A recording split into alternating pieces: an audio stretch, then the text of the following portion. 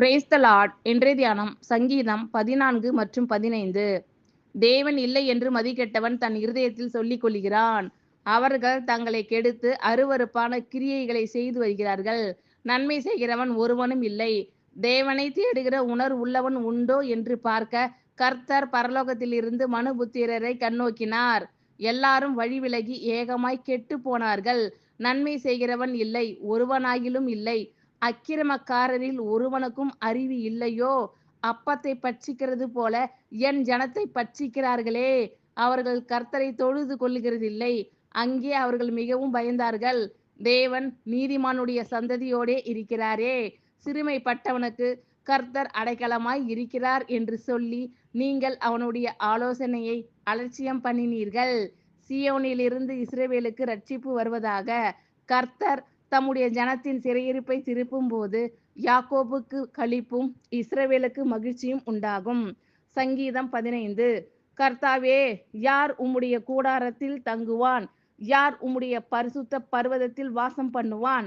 உத்தமனாய் நடந்து நீதியை நடப்பித்து மனதார சத்தியத்தை பேசுகிறவன் தானே. அவன் தன் நாவினால் புறங்கூறாமலும் தன் தோழனுக்கு தீங்கு செய்யாமலும் தன் அயலான் மேல் சொல்லப்படும் நிந்தையான பேச்சை எடுக்காமலும் இருக்கிறான்.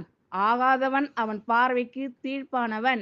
கர்த்தருக்கு பயந்தவர்களையோ கனம் பண்ணுகிறான். ஆணையிட்டதில் தனக்கு நஷ்டம் வந்தாலும் தவறாதிருக்கிறான். தன் பணத்தை வட்டிக்கு கொடாமலும் குற்றமில்லாதவனுக்கு விரோதமாய் பரிதானம் வாங்காமலும் இருக்கிறான். இப்படி செய்கிறவன் என்றென்றைக்கும் அசைக்கப்படுவதில்லை. சங்கீதம் 14. தேவன் இல்லை என்று மதிகெட்டவன் தன் இருதயத்தில் சொல்லிக் கொள்கிறான். அவர்கள் தங்களை கெடுத்து அருவருப்பான கிரியைகளை செய்து வருகிறார்கள். நன்மை செய்கிறவன் ஒருவனும் இல்லை. தேவனை தேடுகிற உணர்வுள்ளவன் உண்டோ என்று பார்க்க கர்த்தர் பரலோகத்திலிருந்து மனுபுத்திரரை கண்ணோக்கினார்.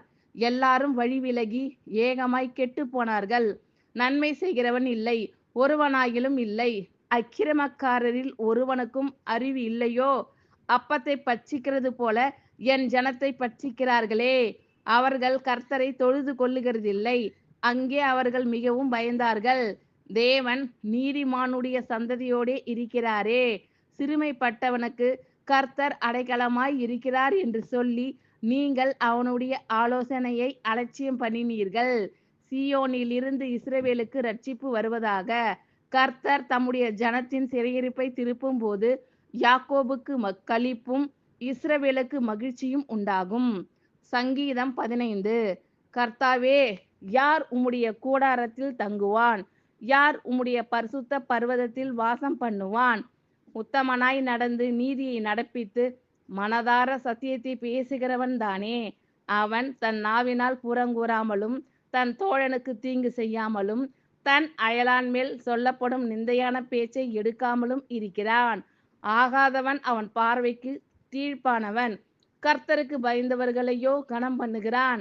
ஆணையிட்டதில் தனக்கு நஷ்டம் வந்தாலும் தவறாதிருக்கிறான். தன் பணத்தை வட்டிக்கு கொடாமலும் குற்றமில்லாதவனுக்கு விரோதமாய் பரிதானம் வாங்காமலும் இருக்கிறான். இப்படி செய்கிறவன் என்றென்றைக்கும் அசைக்கப்படுவதில்லை. ஆமென். Thank you Lord. கர்த்தர் உங்கள் அனைவரையும் ஆசீர்வதிப்பாராக. God bless you all.